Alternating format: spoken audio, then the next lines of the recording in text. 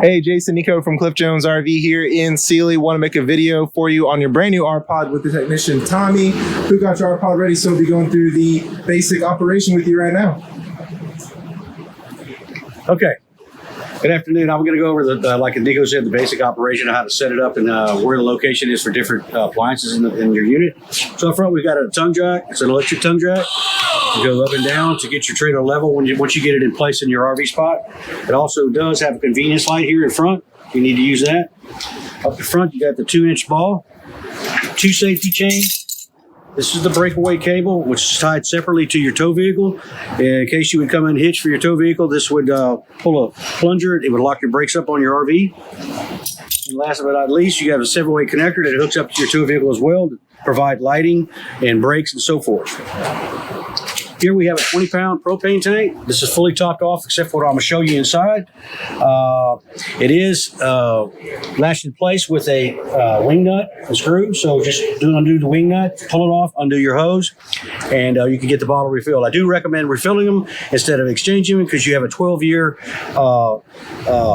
tank on this. So if you swap it out and it's only the tank you swap it out for good for 2 years, then you're stuck with that tank or it might be expired. So just some general information. Here we have a marine deep cycle battery. This is your battery disconnect. Notice I have it on right now. So if I would turn this off with it unplugged, it would cut off all the power, 12-volt power to your unit. That includes your tongue jack on this particular unit as well. So if you're storing it, you would turn that in off position. Otherwise, you can leave it all the time. If you're moving around, moving from place to place, you can just leave it on. It's not going to bother at all. If you notice up front here, down at the bottom, this is what we call stabilizer jacks. Now, these are manual stabilizer jacks, but it does come with a jack crank. It's a 3/4-inch socket. So I recommend to my customers to get a 3/4-inch socket with a portable drill to go up and down. Now, like I said, you have 2 in the front, 2 in the rear. So whenever you get your RV in your spot, you use your electric tongue jack up and down to get it level from front to rear, and then you'll drop your stabilizer jacks. Now, those are only intended to stabilize your unit. They're not made to lift it in case you have a flat or anything like that. So I just want to throw that at you. Around here, we have your front cargo. You do have one on the driver's side and the passenger side as well. And I'll get to the other side. That's where all your power cord is and your jack cranks and so forth. This is your water center. So you have your city water right down here. And this is your freshwater connection. So city water, you would hook a water hose here with a water regulator, and it would whatever the pressure you get from your hose would be the pressure. If you don't have city water available, you're off grid, you would fill this reservoir up with water, and then we turn on a pump with a water pump switch inside, and I'll show you that briefly.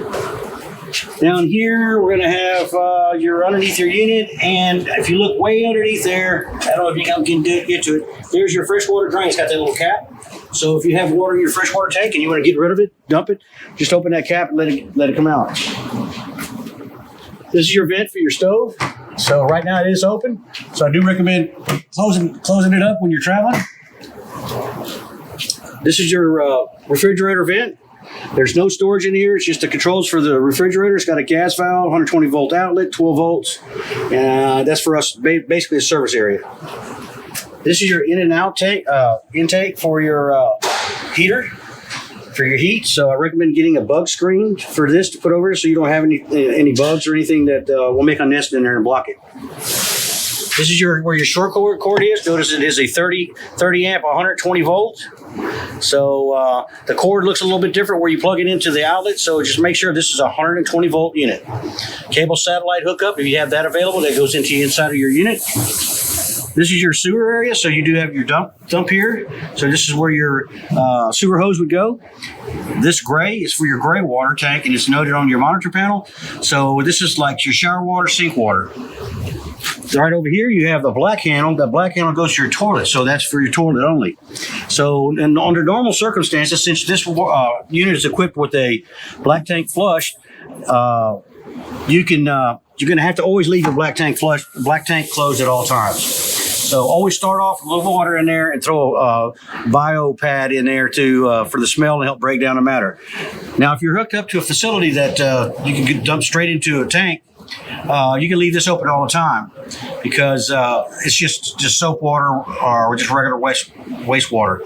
So you can leave that open, and when you get ready to leave or whatever the case is, if you want to dump you're going to dump your black tank, you just go ahead and dump your black tank. And on the other side of the unit, I'll show you in a second, is a similar outlet like your city water, where you hook up another hose, a different water hose, and put water. It's got a little water line going to it and helps flush out your tank. So I'll show you that in just a second. It does come with a cap that goes on this, and that's your sewer. Down here you have your hot, cold, or low point drains. So if I would open it up, I'm going to drain all the water out of all the water lines, and it's both for the hot and cold. Going out to the rear, so it does come equipped with the ladder. And notice here it's 250 pound capacity. So if you want to get up there, this unit does have a rubber roof. So if you want to go over there and check it, or whatever the case is, you can get up there and check it. Spare tire. This is your water heater. So it is a gas. This is your gas valve, gas line, gas chamber, igniter. It's either gas or electric. This is your electric heating element. So if you want to put it on electric, you turn this switch on, and it's going to automatically turn on your outlet. Now that runs off 120, so you have to have it plugged in. So if you want to store it, just leave it in the off position. And this is going to close off here. And right here, I also do recommend a bug spray to keep bugs out of here from making a nest and blocking the chamber. This is a spray port hose, so there comes with a curly hose. Holder spot, Nico, and I'm going to get this real quick. Hose, so you go plug and play. And it also comes with a little sprayer. So this runs off either your city water, or if you're off the grid, off your water pump. This is your black tank flush, where I said after you dump your black tank, you can hook up a different water hose I recommend to this, and it'll help you flush out your black tank. Right here, we have a griddle that comes equipped with this unit. So I have the bracket, which mounts on here. So this is actually slides onto this bracket plate right here. And also you have a little table here. This bracket slides on pretty much the same way as this one. You slide, it's got a little lip, and it's got a little ledge here. You face it up and go down. It's got a little, you can use a little table while you're cooking. And it does run off your propane tanks in front. It's got a quick connect hose in the front cargo area on the passenger side, and you just light it like with a lighter. Over here is your front cargo. So notice I said that you have a quick connect for your griddle over there. And you have two cranks. This is the crank for your tongue jack. So if something would happen to your front tongue jack, it's got a little cap on top. Pop that cap and you can crank it manually. And then you got this one. This is for your stabilizer jacks. It's a little crank here. Like I said, I recommend a 3/4 inch socket along with a portable drill. This is your 30 amp cord. It's been tested. Notice, like I said, it's a 120 volt unit, but that looks like a 230 volt plug. So make sure it's 120 when you're hooking it up. Any RV spot or any RV place will have to hook up 120 volts for you. So, and that's it on the outside. So we'll go on the inside. This is a tempered glass door, so you'll be able to see through it. But there's a window. It's a thin shade ready. Notice you can see through it. You can see I don't know if you showed the lights. So you can get a thin shade for it. It's real easy to put on. It takes like 30 seconds. Going inside.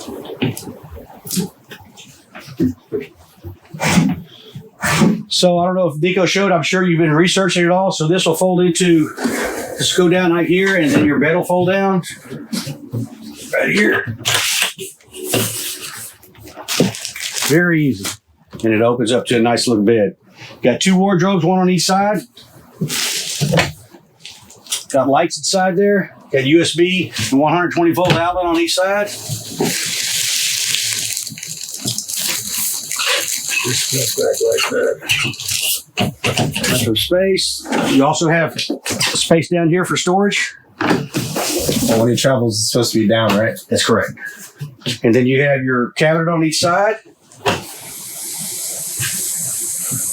So we're going to put this back up so we can get around here. It's pet friendly, so it comes with a dog bowl, fire extinguisher on the right side of your entrance. And here's your controls over here. So I'm kind of squat down here. Nico can get down here and see. we've got a kind of like a little sunlight at the end of the day here. So this is your monitor panel. So you got your battery. Notice I don't know if you can see the red lights. The battery's fully charged. Freshwater tank, I got 1/3 because I'm pumping water out of the freshwater tank to show you the water flow and also do a water test. And then the black is empty and then the gray is empty. So you got those right there. Then you got a water heater. So like I said, if you want to run it on gas, turn this on, the water heater. That's your gas water heater. Otherwise, turn the switch on the outside for electric. It's going to take about 10 seconds for it to light. And this red light will go out. That means it's lit, and then it's working, functioning over there. If the red light will come back on, default light, that means that you either ran out of propane, or you have the propane off. You don't have propane, or something's blocking the chamber. This is your water pump switch. So if you're off the grid and you want to pump water out of your freshwater tank, you would turn this pump on, and it would supply water to all your facilities, your sink and your toilet and so forth. GFI, notice it's green. I don't know if you can see that. So if that means it's good. If it's not green, that's your GFI circuit reset. Up here's your thermostat. I don't know if Nico can get around to this.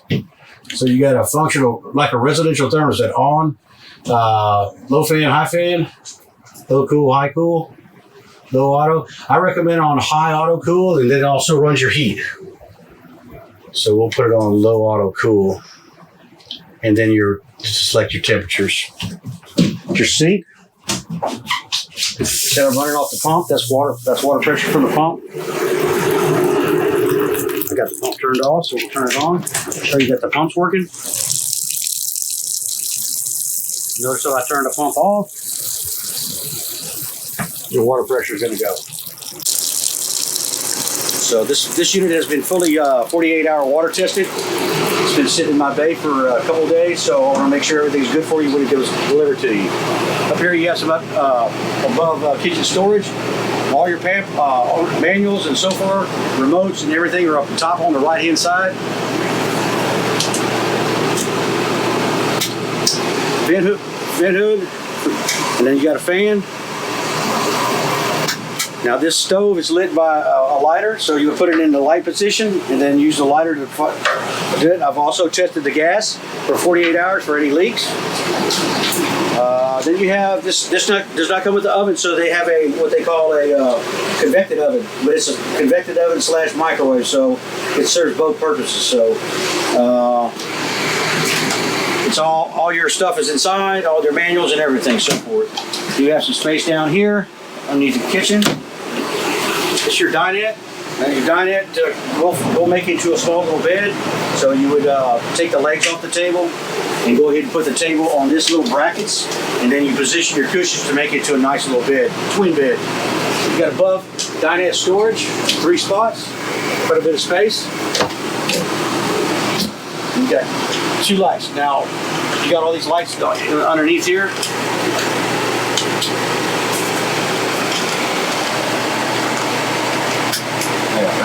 Okay, so they all come on and off. And Nico can show you over there. That's your lighting area.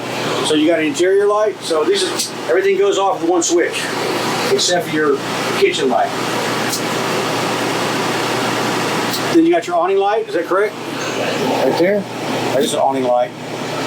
Porch light, and then you got your your awning in and out. So that'll move your awning. It's got electric awning on it, electric motor. I'll show you that when we exit the unit. This is your refrigerator. Is a Norcold automatic refrigerator. So this refrigerator is 120 volts / gas, propane. So I normally recommend it to leave it on auto. These are your cold settings, 1 through 5.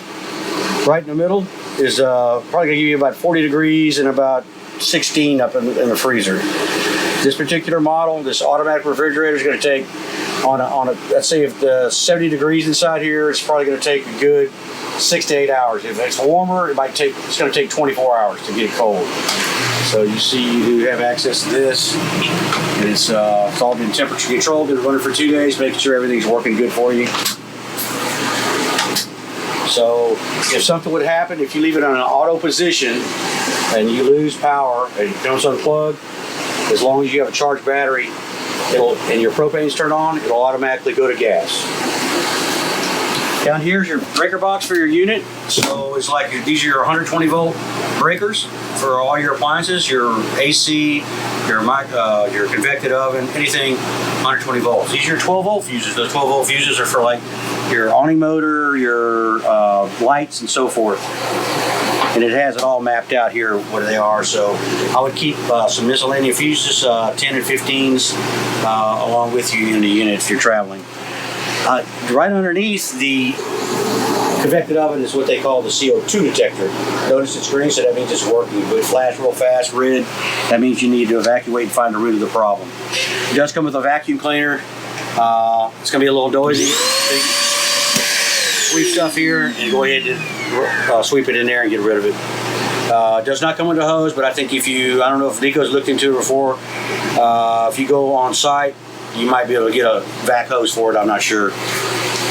This is where your heater's located. So this heater is for the heat of your unit. That is run off your thermostat as well. And you have storage in your little pantry storage, or you can do it linen. You do have some storage in your bathroom. So you got your linen here. I want you to be aware, back behind here is where your, if you want to do a winterization, your water heater's behind here to access. Your toilet's a front pedal toilet. So you're going, right here's your pedal. And you got your hot and cold running water in your sink, accordion shades, and then your sink. And then you got your water saver there, so we just give you your shower.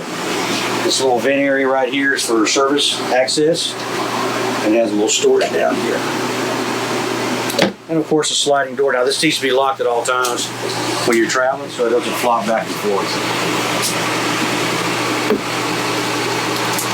Of course it comes with the TV, your TV controls here. This is a 12 volt TV, so it runs off 12 volts. So, and then you have an antenna booster, and then you have your stereo here. It's located over here. It has Bluetooth capability. And you have indoor speakers once to mute, and then hold it down to turn it off. And then you have your smoke detector, last but not least. And we'll show you your awning, and I think that will just about do it for you. So the awning controls like I said here, we do it awning extend. It is electric. Notice I have the red illuminated switch here for your awning lights. So those are the white lights. The awning actually doesn't have a stop point, so you have to, it's got a rocker switch as you're using it right now. So if you see a flap, when you see a flap come down, then you would need to let off the rocker switch or stop. Just static with holding so you see the flaps, so I would go about, there you go. Now when you're retracting it, it's going to go a little slower. Once it gets to the side of the RV, it's got a motor on the front side here that will lock in place. You don't have to worry about locking it down. Once again, if you have any questions or anything like that, you can get with Nico. We can answer them. And I do hope you enjoy your new R-Pod 192.